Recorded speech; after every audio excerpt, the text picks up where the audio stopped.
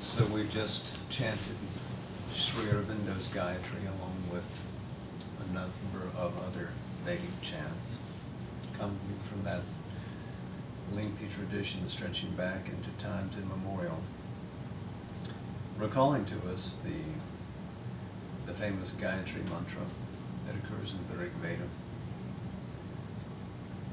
And we began this long prelude to the study of Sri Aurobindo's magnum opus, The Life Divine, with a first entrance into the Rig Veda, and from there through the rest of the length of India's long spiritual history.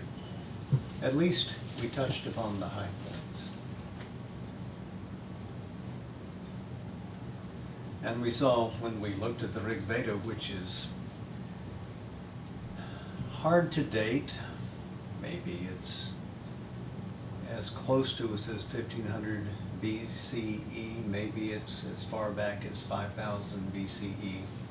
We don't have the means of dating it accurately at this point. At least some portions of it are beyond reckoning. When we look at the Rig Veda, we find in it a way the human spirit looks to conduce itself with the universe and with the powers, conscious and otherwise, that populate the universe.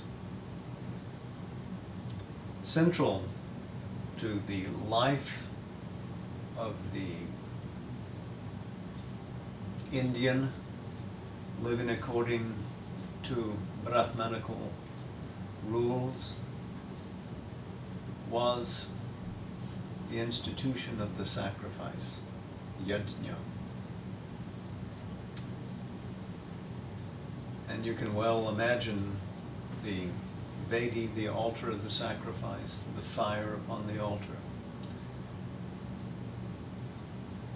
But remember that all of it was a reflection of something that in their cosmological thinking had root above, that there was an original sacrifice in which the divine being submitted itself to the ritual of yajna, and it was itself divided into many parts and offered in a fire, so that the world and the multitude of existence could come into being.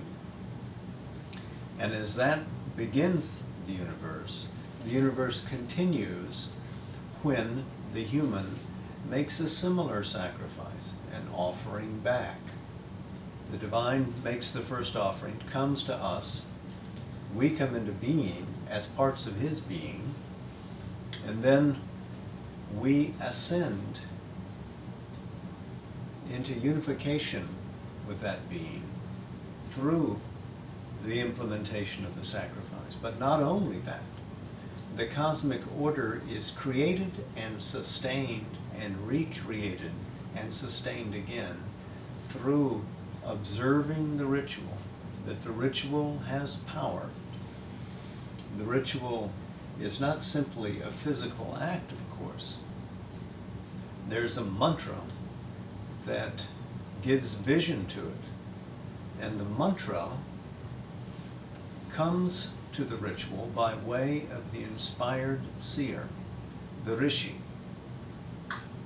who within his own being has a vision which is concentrated upon. And when it comes into maturity, it is vocalized. And that vocalization becomes the mantra, becomes the rik. And when the ritual is enacted and the mantra is spoken, then the fire takes the offering upwards and calls back that corresponding conscious power to move into conflation with the one who offers. So there is a round of existence that is secured. There is a commerce between the divine and the human. There is an order given to our lives individually and collectively. The world is sustained, and the divine is happy with our offering. Note that to Vedic life, there is no calling away to an other life. This life is meant to be rich, is meant to be fulfilling, is meant to become divine. There is no idea of shedding the body. Well, off at some distance from the Vedic life are some rishis who are munis, who are sages who live a rather wild life out in the woods, out on the mountains. They're clad only in the wind, and perhaps in those clusters we find the beginnings of a life of renunciation. But the Vedic life proper is not one of renunciation, but one of life's fulfillment.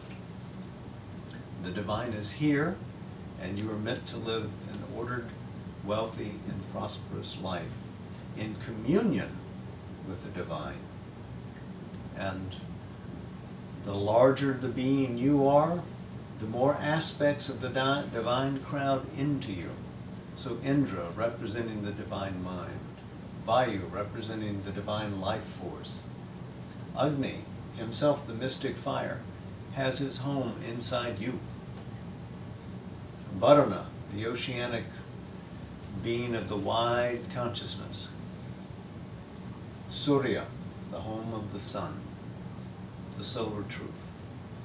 Aditi, she who gives birth to everything, the infinite mother goddess. All of these are within the experience of the one who offers himself. The items, the grain, the ghee, all represent aspects of our being, but they're outer symbols. To the one who really understands the nature of the sacrifice, there's an inner dimension to the mantra, there's an inner dimension to the ritual, and he becomes the real initiate. The rishi can speak to him and say, this is what I meant when I said that mantra.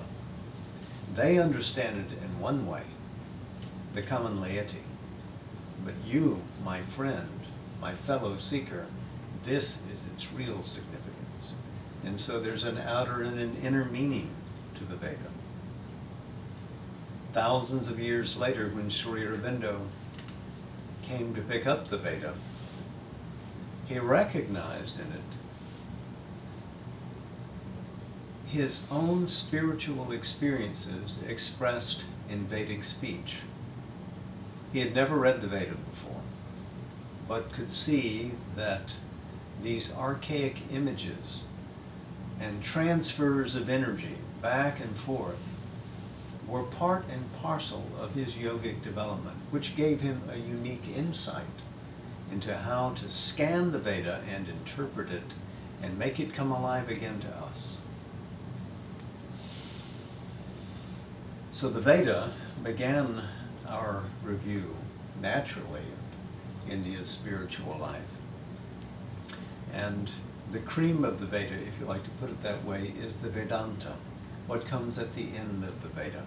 And literally, the Veda debouches finally into the Upanishads, these secret teachings which were spread in numbers of hermitages, we'll say, across the northern part of India, from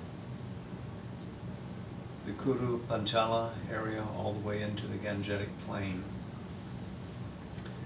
And when we looked at these Upanishads, the Isha, Brihad Aranyaka, the Katha, Taittiriya, we saw that not one of them was interested in renouncing the world.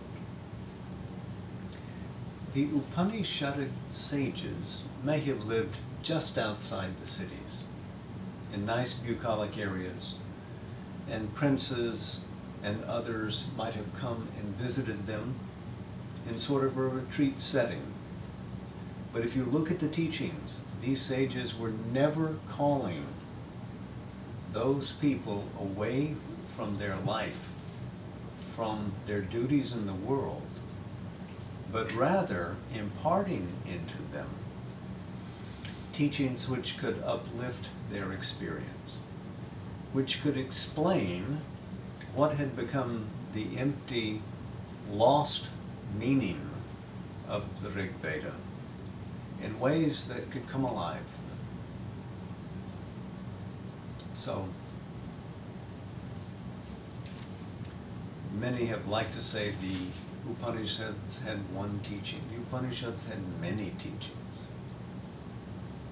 But there is a common theme running through it, just as when in the Veda we meet the idea that there is one divine which has many facets. In the Upanishads, we find that concept somewhat reversed. All the facets of the universe reveal the divine. The many are the one. And when you look into yourself, the self that you are really is not the mere physical shell that you inhabit, not the body, but there is in you an immortal spirit, a true self, which is one with this wider existence. Not simply the universal existence, not just simply the world, but something which transcends the world. We begin to come now in the Upanishads to a recognition that this reality is beyond all categorization, beyond the measure of time, beyond the periodicities of the Vedic calendar, beyond the mind, beyond the emotions, beyond the body, and yet here intimate to all of it as well.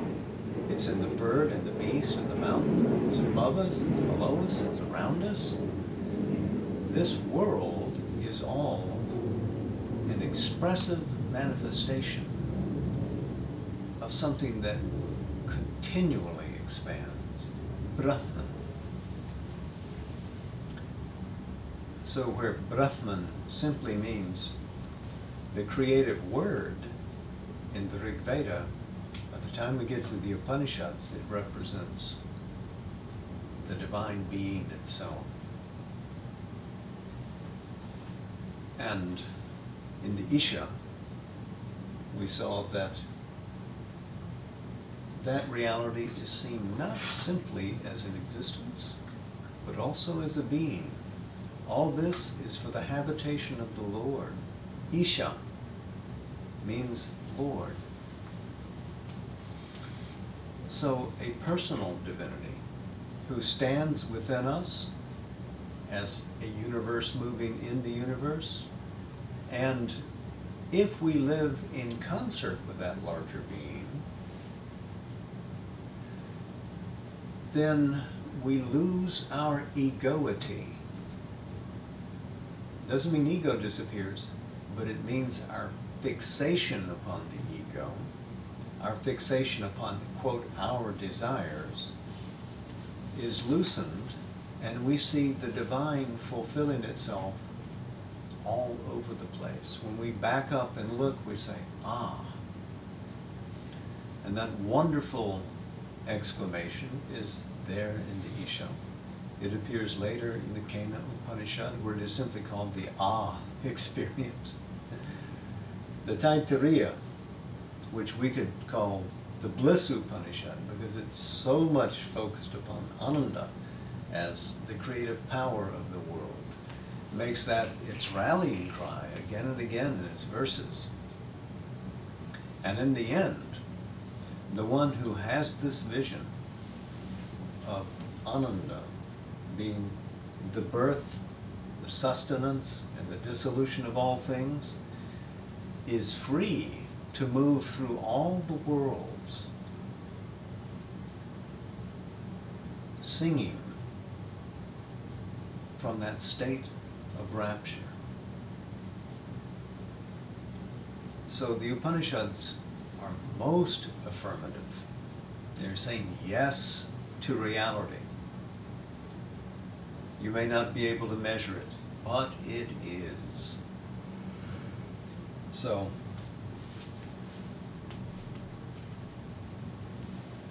as we looked at the Upanishads,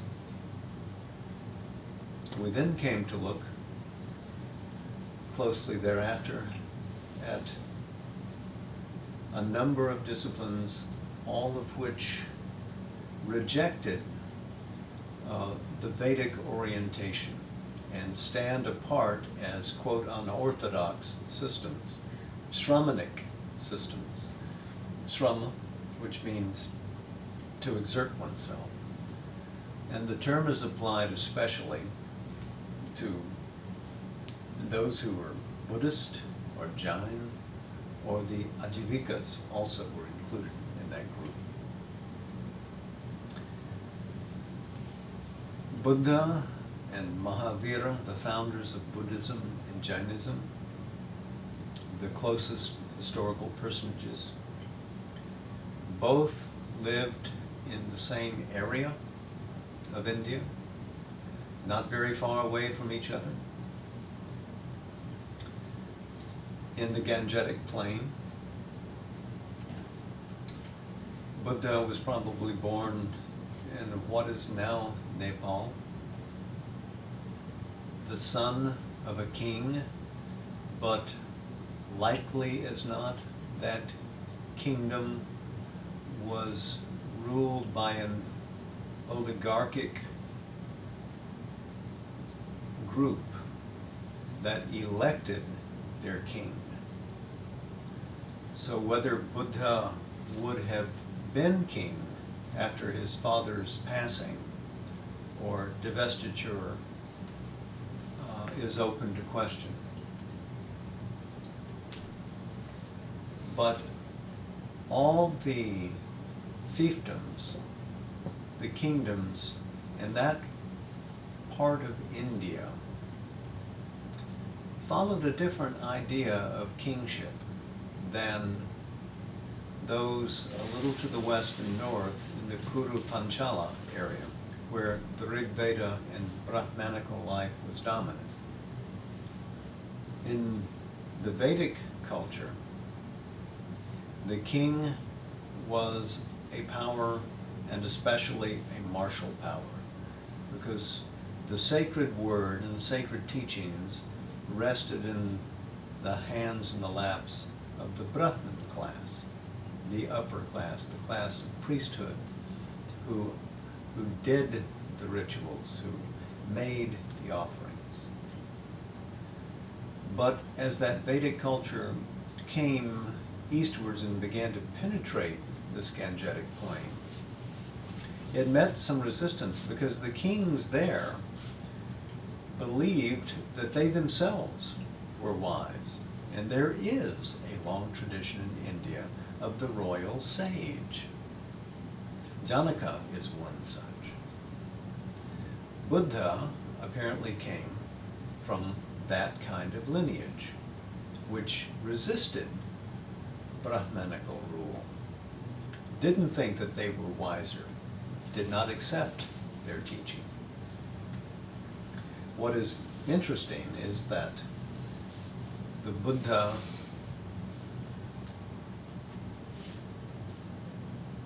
in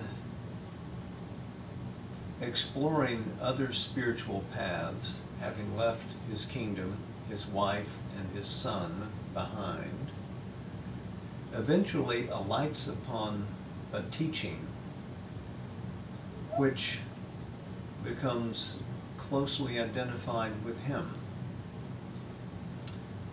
the Samkhya teaching, where all in the material, the vital, the mental world is seen as the play of nature, with various constituents to that nature shifting constantly. In the Sankhya teaching, behind all the play of nature is a conscious being, a Purusha who watches.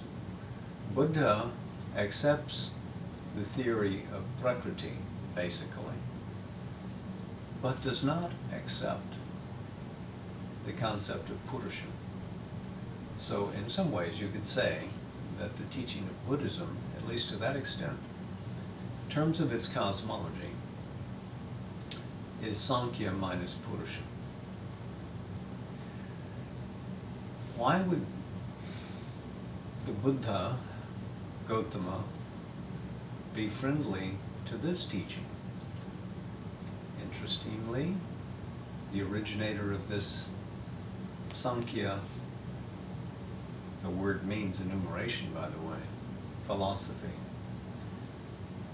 was Kapila, who was a non-Vedic sage, seen by Vedic peoples as being an asura.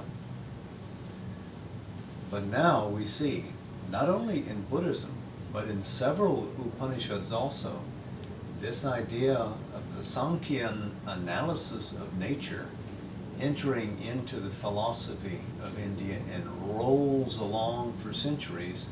We're still working with that philosophy today. Sri Aurobindo makes constant reference to Sankhyan terminology in enunciating his vision in the life divine. So, Buddha made use of Sankhya, but offered a quick analysis. If this is what you really are, this bag of skin filled with stuff, then why are you getting so upset about it? You know it had a beginning, you know it's going to have an end. And striving to gain something from it will lead you to suffering, must inevitably lead you to that. And so, if you will give up this idea of a false self, this fictional being that you think exists, you can rid yourself of suffering. What is on the other side, I call nirvana. What it is, I cannot explain to you. Will you answer questions about God, Buddha? No. Will you answer questions about the beginning of the universe, Buddha? No. Those answers would not edify anything. And not edifying would waste our time. I can show you a route by which you get out of this. I have developed what I call the Noble Fourfold Path, the Four Noble Truths. And Buddha was an extraordinary psychologist. It is not that he disagreed with the teachings of the Upanishads, not their core insights. He seems to have known the Brihad Aranyaka Upanishad pretty well, not in the form that we have it now, but he knew some of its teachings, and he was ingenious in that when you take an ordinary term, Buddha will let you use that term, but he will flip it over and give it a different meaning. And in so assigning a different meaning, change the way that you look at things. And in that way, be able to convince you that your previous conviction was erroneous. Using simple imagery.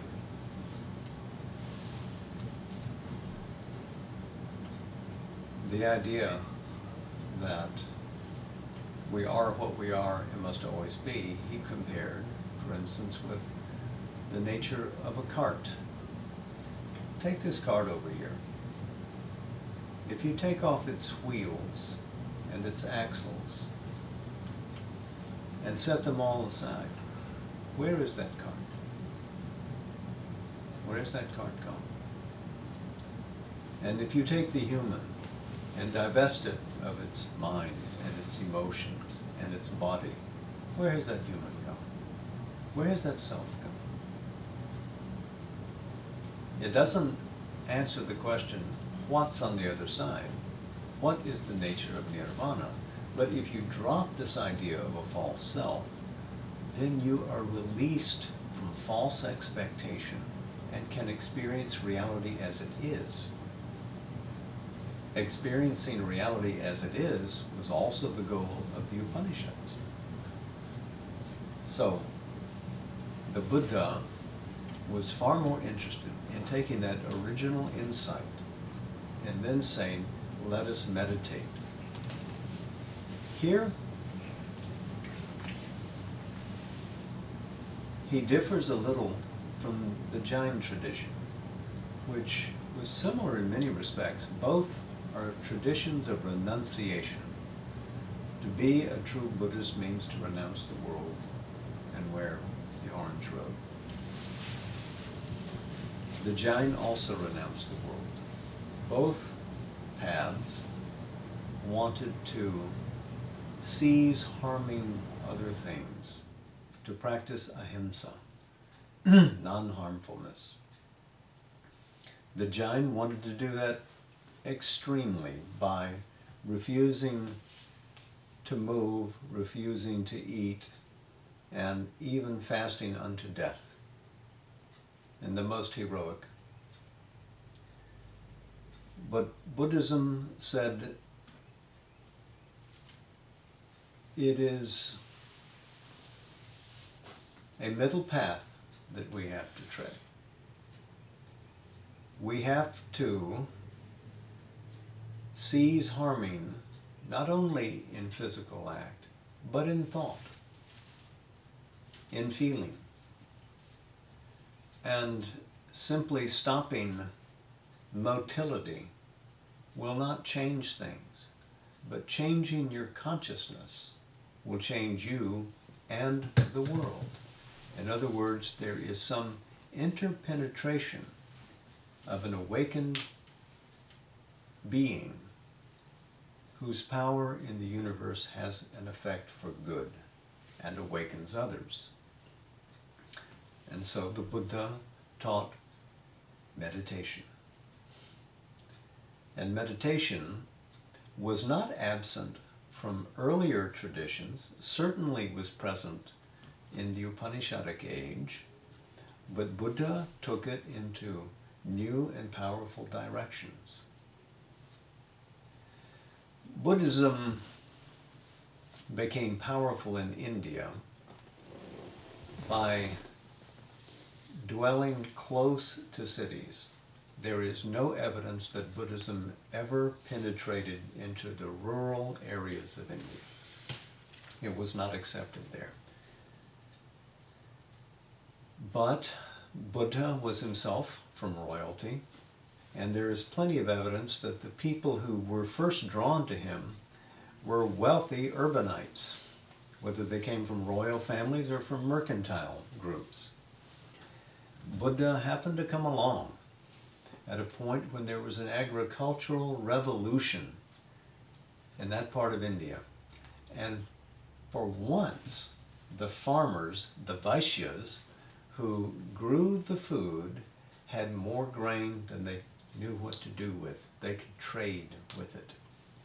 They could have wealth from it. Not accepting Brahmanical authority, the wealth did not automatically belong to the Kshatriyas and the Brahmanas.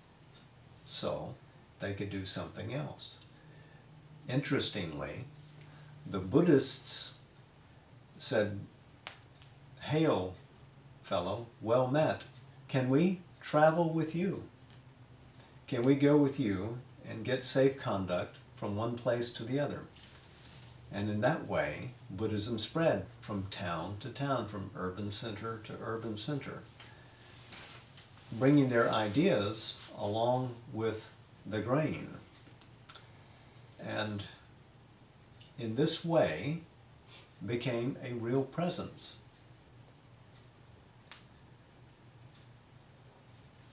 Chandragupta Maurya was not a Buddhist, he was a Jain.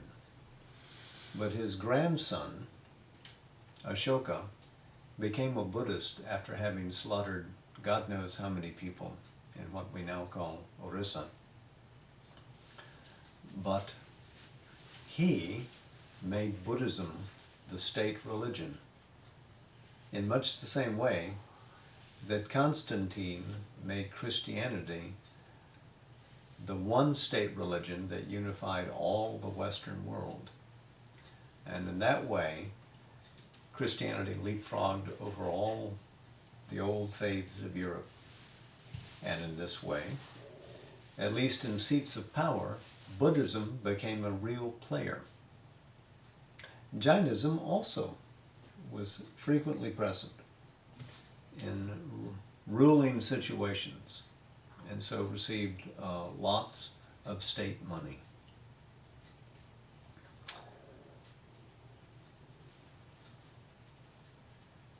Both these paths, Jainism and Buddhism, have a strong lay following in urban areas, but those who are most sincere among them have renounced the world. When we return to the Vedantic tradition, we find next a new and powerful expression which is rooted in the great national epic, the Mahabharata, a teaching which again addresses life, and that is the Bhagavad Gita. And the Gita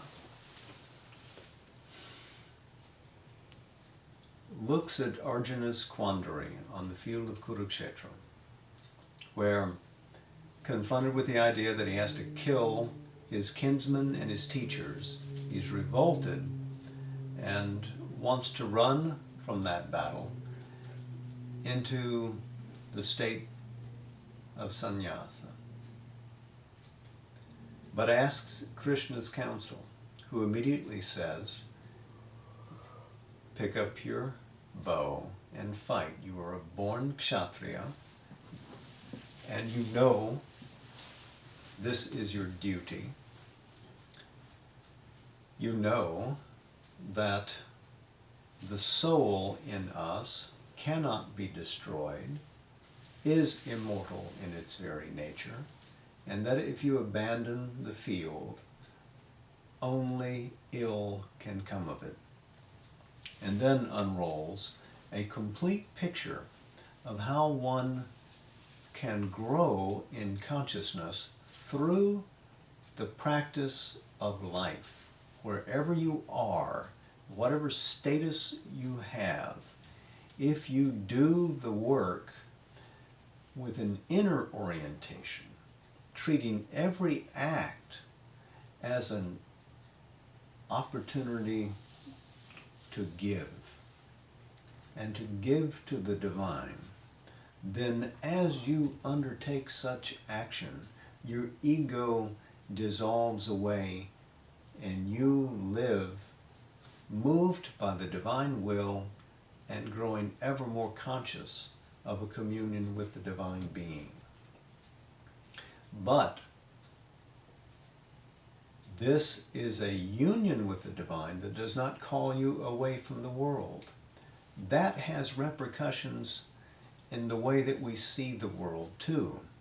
The old cosmology that we had, where one could live a rich spiritual life, or one could live a rich spiritual life, antinomous to each other, the Vedic path being the one, Buddhism the other. When we look at the Gita, this problem is taken up, and Krishna eventually tells him, look, it works like this. The you that you commonly know, we call the Kshara Purusha, that personality which is constantly changing as it moves through the world.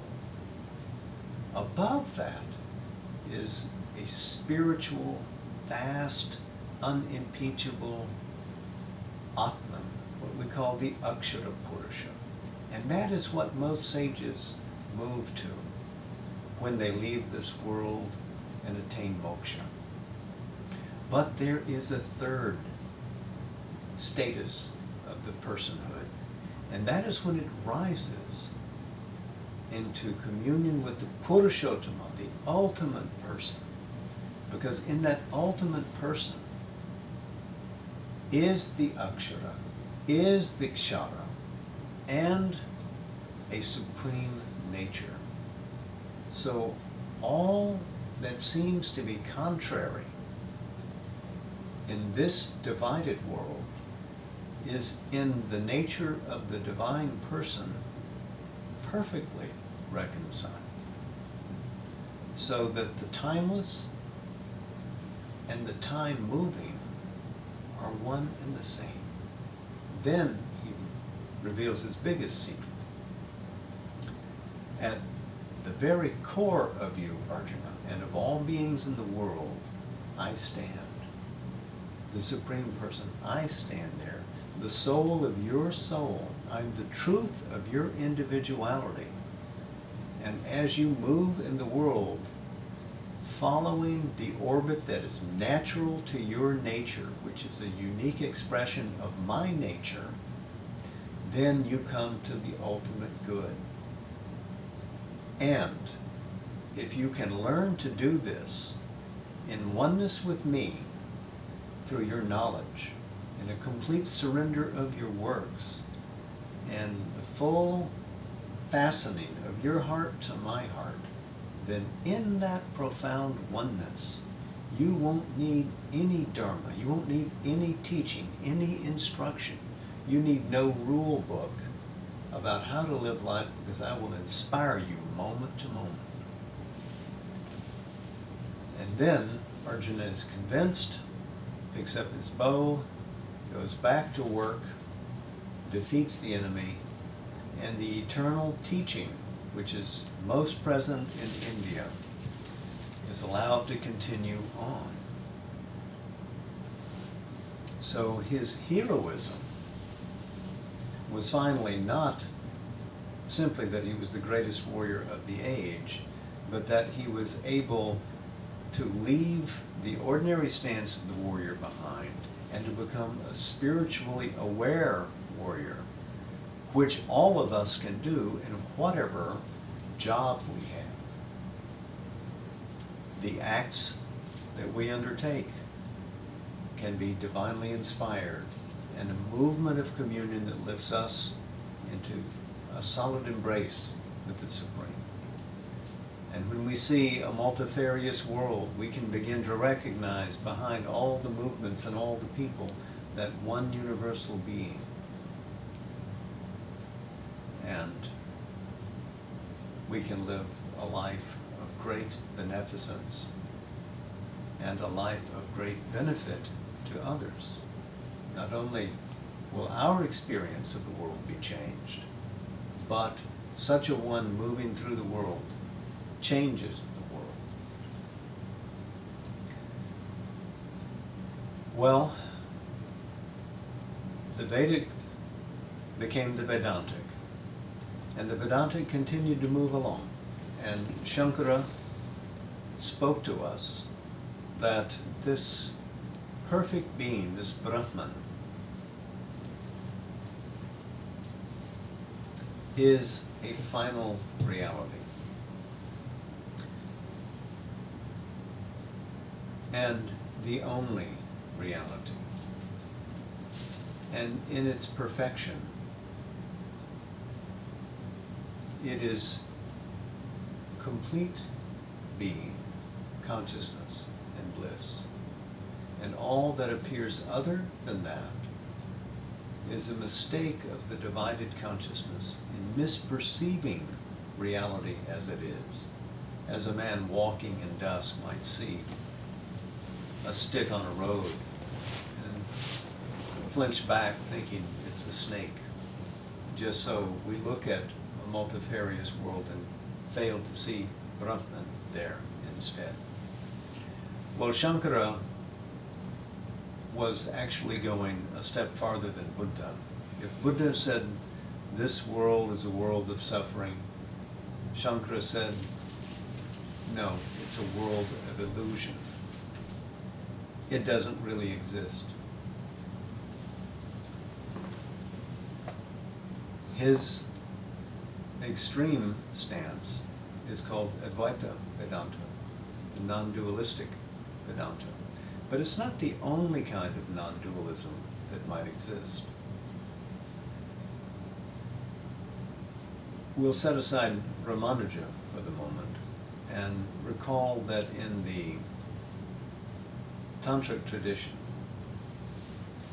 which came into being within 100 or 200 years of Shankara,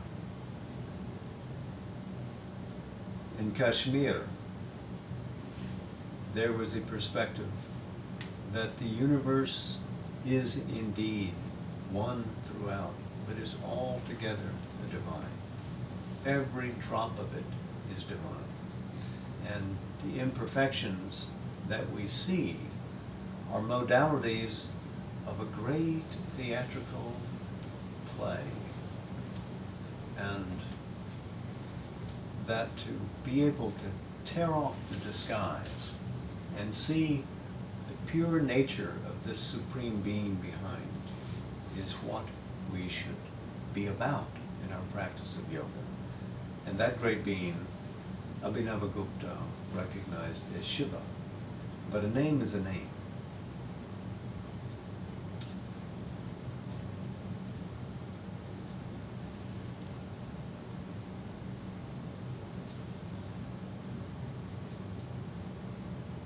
Abhinavagupta's non-dualism does something in interpreting the world that Shankara fails to do. Shankara cannot explain the common experience of the world and the man in the world. Abhinavagupta's does. Abhinavagupta is the inheritor of a long tantric tradition which, like the Veda, stretches back far, far in time, but begins as a goddess-oriented force, probably in rural India, that part of India which has been much ignored till now. The cult of the Mahadevi comes indeed from that field and insists upon the reality of the world, that all this world is a manifestation of her being, that she has given birth to it. And all the gods and other goddesses are aspects of her greatness. The Devi Mahatmyam is the earliest record we have of this, probably 400 CE would be a good dating for it. But shortly thereafter, the worship of the goddess begins to take tantric ritual form, and even when the idea of Shiva Shakti is combined with the tantric practice, in actual work, one is dealing with the power of the Shakti. So even when Shiva is given supreme status in some aspects of tantric development, the Shakti is the means by which one, through ritual, through diagram, through mantra, and through kriya, achieves the breakthrough of consciousness, which destroys the ego knot and allows one to release from one's base all the oppressed energy and consciousness into a final assault upon the superconscient, where one arrives in distinct communion with the infinite. In other words, the goddess power, which is at the base of our being, in what we call the Kundalini, is awakened rushes up the Sushumna channel and attains oneness with the Supreme above. So again, Shakti is united with Shiva.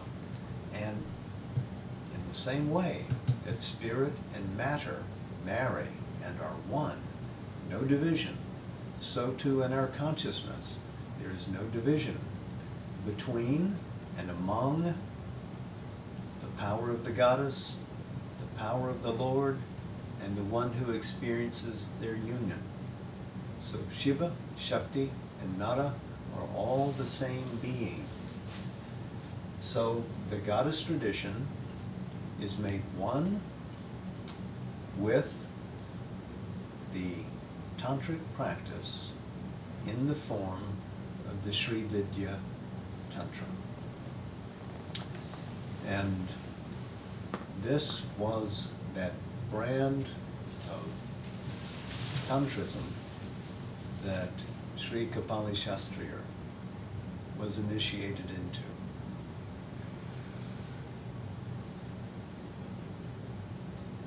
Just a quick aside, if I can be permitted one.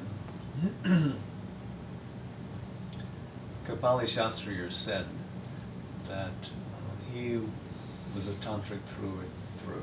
He had made a note about this, made an observation about that.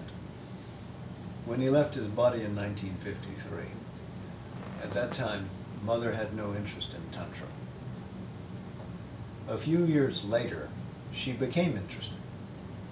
And there was a Pandit from South India, from Rameshwaram, who came to came to Pondicherry, and was teaching Mother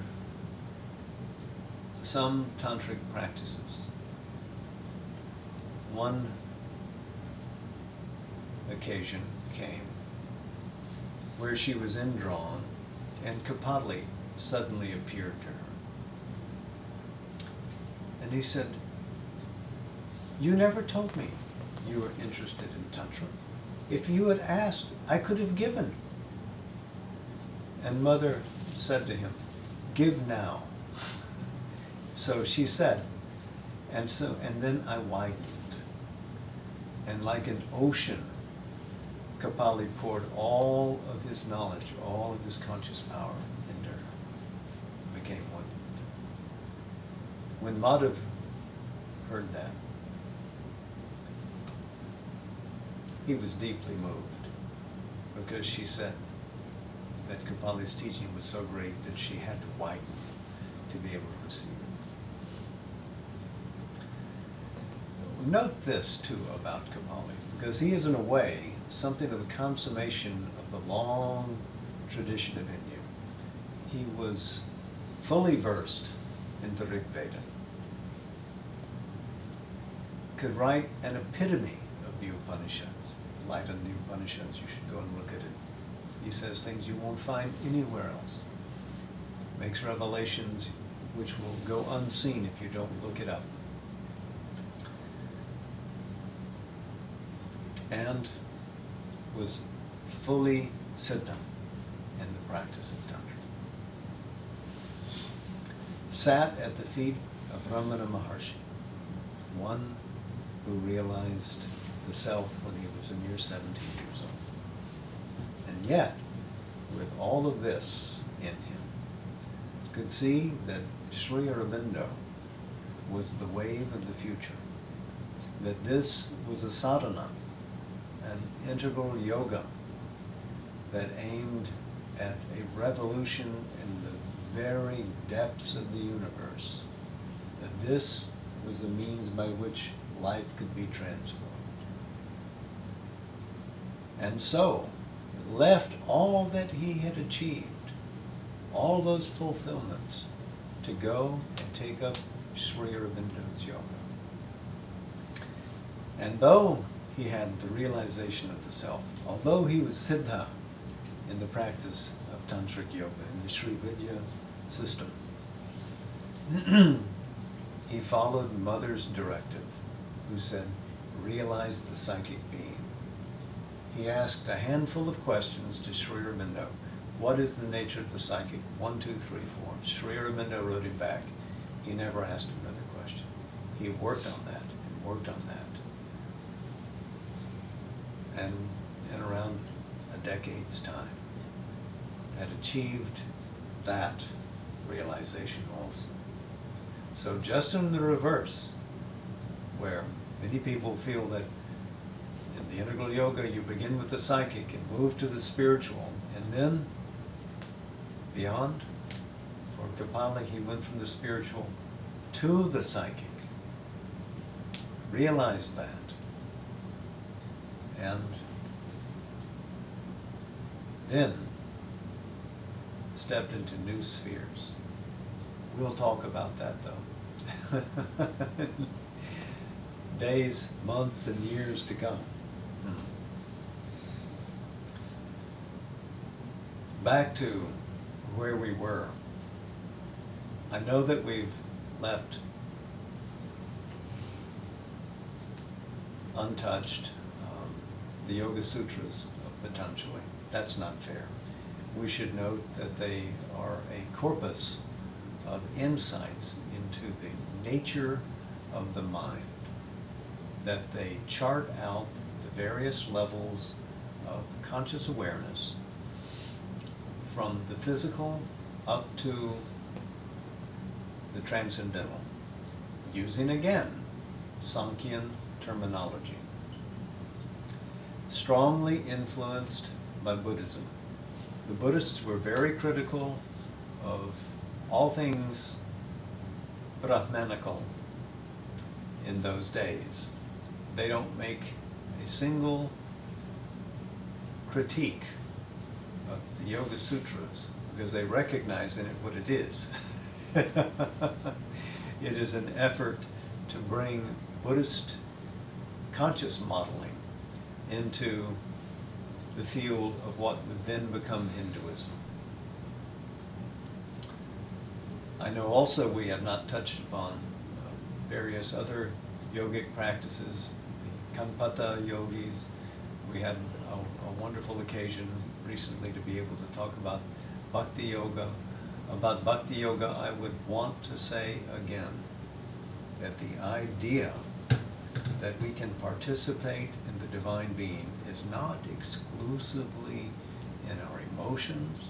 That is a misconveyance of what Bhakti aims at. Bhakti aims at oneness with the divine through the heart because it's the easiest way to get to the divine, but also in knowledge. But that knowledge which is not fulfilled in love is missing something.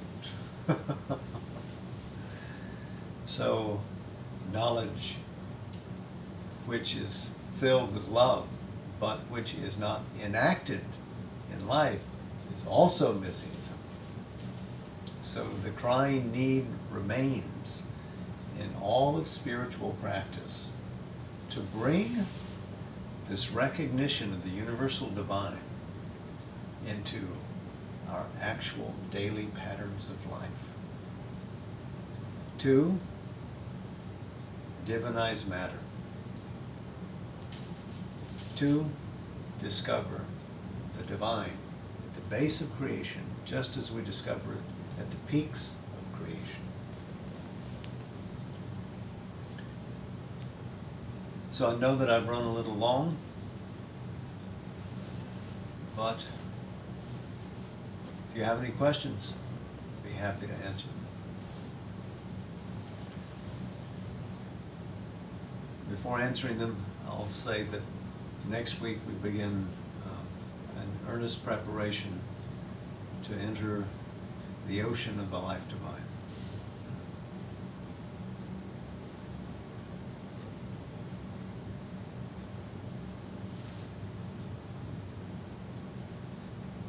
Question. Yes. When we talk about Jnana Yoga or knowledge, by that it's not meant mental knowledge or bookish knowledge or literary knowledge. That's not the meaning of it, right? Mm. Right. All these books mean nothing if one has not got the insight. And if one has the insight, the books aren't necessary. The books can explain to the rational mind what the nature of that looks like. If I write the word Brahman on the blackboard and hold it up and say, this is Brahman, is it Brahman? Is that all it is? And just so, you know, we can point with the mind, but the experience is what you have to have. To borrow the image from Buddhism, you know, you can point at the moon, but it's just pointing. Is your consciousness that? To borrow another image from Buddhism,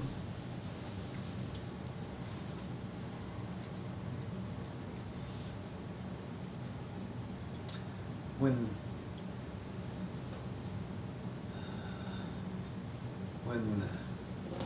one of the great purveyors of the meditational school of Buddhism was fleeing one country for another, he stopped and overlooked a hill.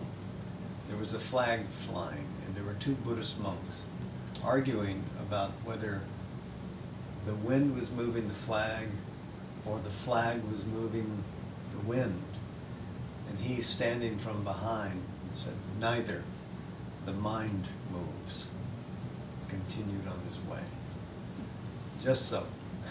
Huh.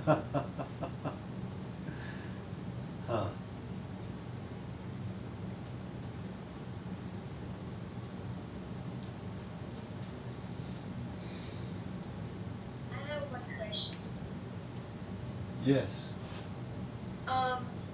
Could you elaborate more on ego and getting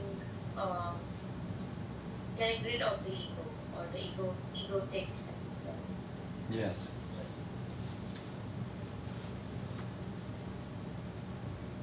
In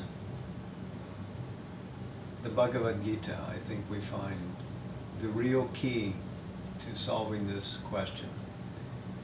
Because for some, getting rid of the ego means the destruction of the personality. This is not the aim of yoga, to destroy oneself, but to find oneself truly. So the idea of supplanting the ego with the force of the soul is what is the core of the Gita's practice. So when one does work, to look at oneself and look at the work, and rather than taking the work up in a state of desire, say instead, I'm going to undertake this for you. I'm going to do this work for you. I'm going to remember you in the background of my consciousness while I do it. When I finish doing it, the result, whatever it is, whether it's beautiful or ugly, whether it brings success or brings failure, I'm giving it to you. Now, there, I've given it to you. It's no longer my business. I can move on to the next thing, and with the same attitude, take that work up. So over a period of time, without reference to the struggle with passions or with a sense of ownership, the idea that we are gets loosened. What we become is more and more a conscious agent through which this energy flows. Less and less reference to ourselves. More and more purely does this force work through us, because when we think we're doing something, we discover that it wasn't us ever. It was always this cosmic power that was getting things done.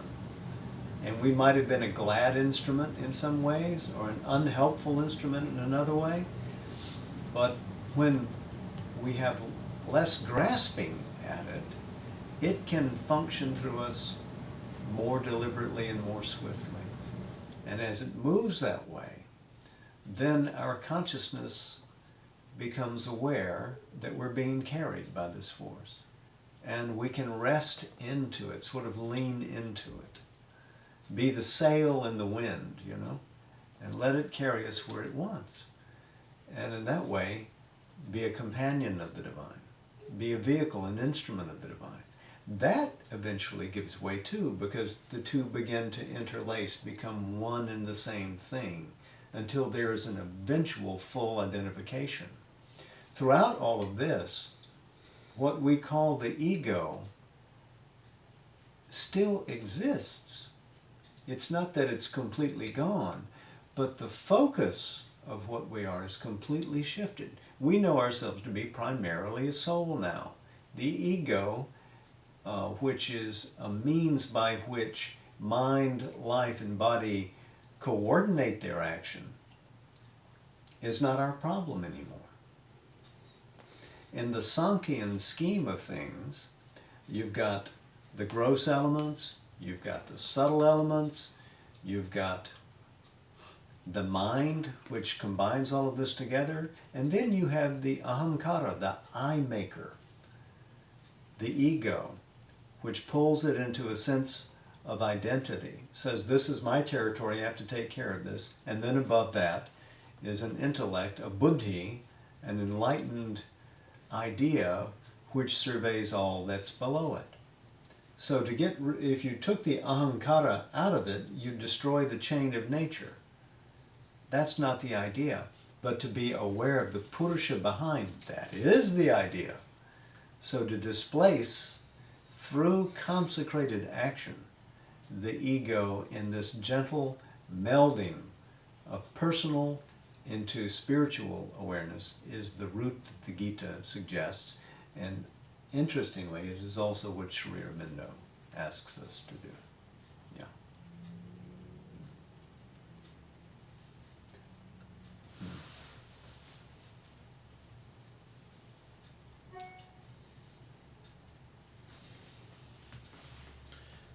The idea of Bev, it won't work. No, I'll help. Just a moment. It's buzzing. Yeah, just a moment.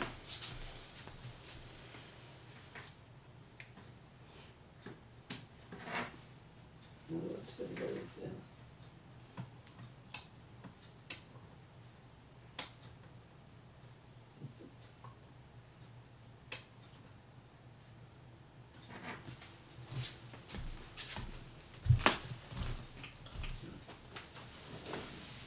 what was Yes, the origin go ahead. of the idea to divinize matter? I would say that's in the Trika philosophy, in the Kashmir Shaivism school. That accepts the philosophic argument that was being made by them, that the divine is a supreme, unpartite reality, and the world is a field of ugliness and suffering or illusion. And so Abhinavagupta and others said, no, absolutely not. The divine is absolutely present here. In a way, they're going back and recovering for us the core teaching of the Upanishad, which by then had been lost. We're 1,000, 2,000 years beyond at this point. And so says directly that the transformation that we aim at through the tantric practice is the revelation of Shiva here and now. So that's the first effort. And then from Kashmir Shaivism, we move into the Siddha tradition after Goraksha, which then debouches into the Kanpata Yoga tradition, which becomes Hatha Yoga. All of these with various foci upon the body, but none of them complete. Hatha Yoga, for instance, is only an element of what the Siddha Yoga practice was, because as we saw, the Siddha Yogi used the tantric ritual used Hatha Yoga and also used Rasayana practice, alchemy, to aim at the divinization of the body. So it was a triple practice. Breaking Hatha Yoga away from that was incomplete. Hatha Yoga didn't have the power to achieve that. And the Kanpata Yogas in northwest India continued to do that for centuries until they sort of ran out of energy in the 19th century.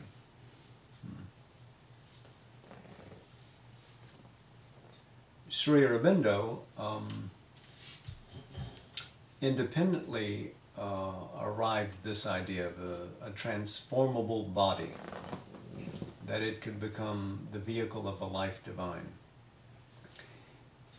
It was interesting to him, this idea that the Trika philosophy in Kashmir had been brought to him decades and decades after he had written The Life Divine, and said, "Did you see this?" And Sri Aurobindo said, "No, but if I'd like to see more information about it." So Abhinavagupta had a brilliant insight 1,000 years ago.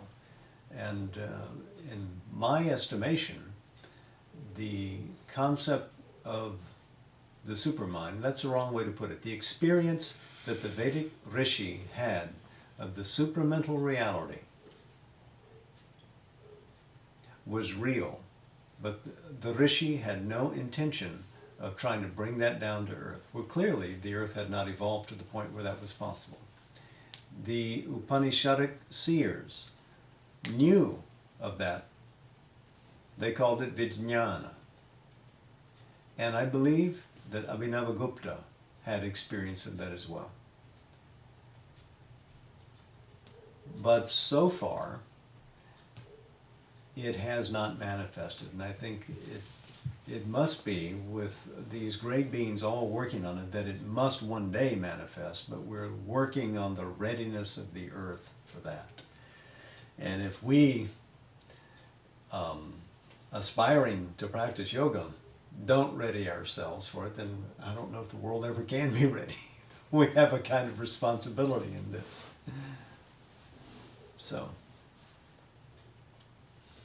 to strengthen the physical, to make wide the vital, to uplift the mind, to disclose the psychic being from behind, to live in the vastness of the universal spirit. All of this is a prelude to coming into contact, into creative alignment with the descending supramental force. But again, we're we're on the verge of entering the life divine, aren't we?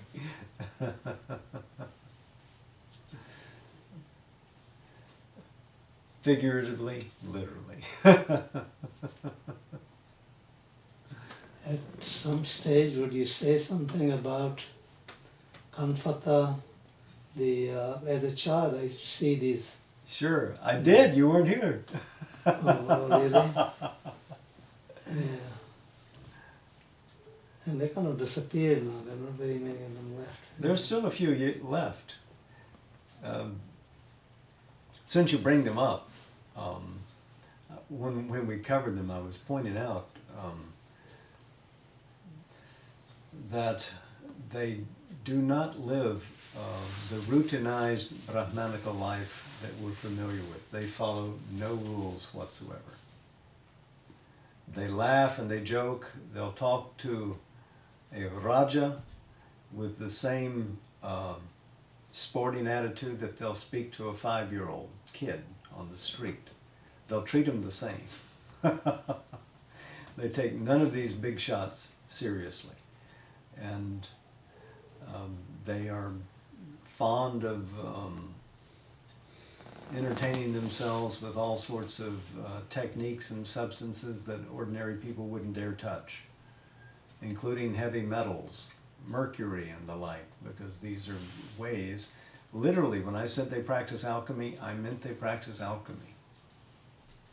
Yeah.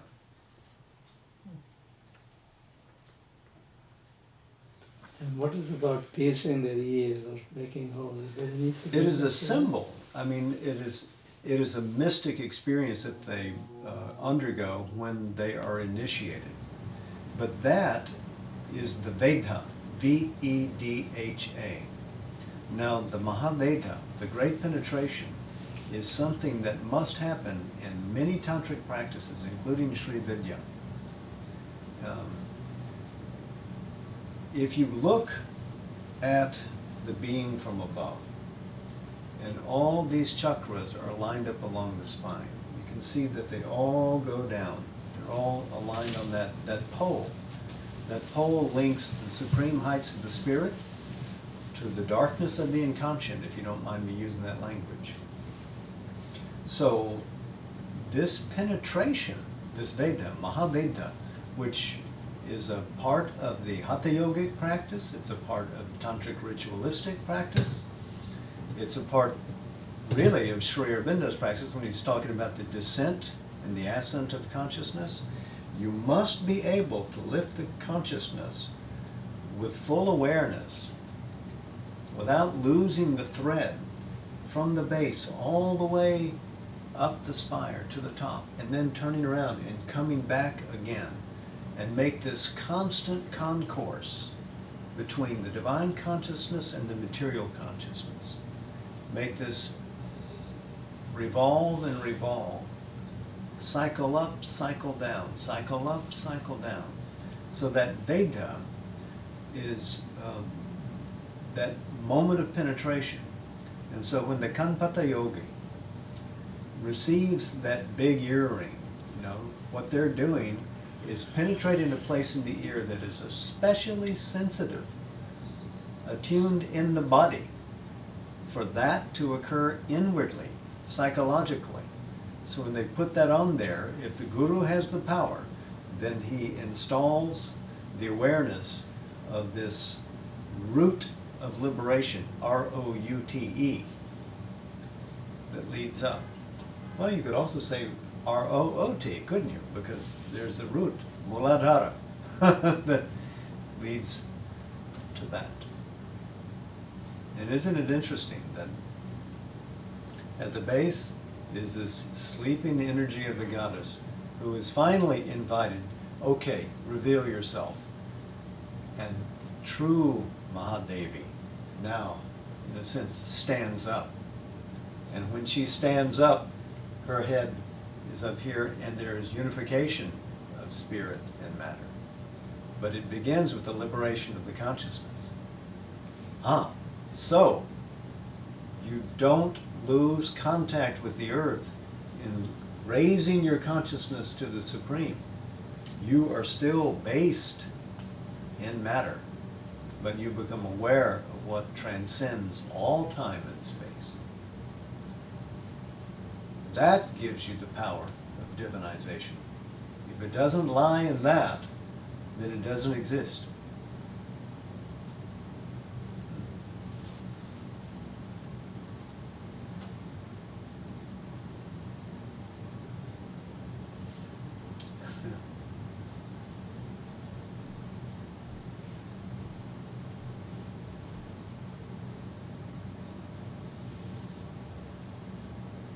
Thank you for your question, Neha.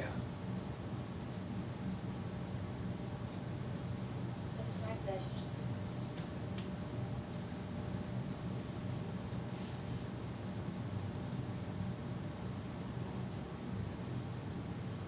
So then, for meditation, Namaste, Jai Mo.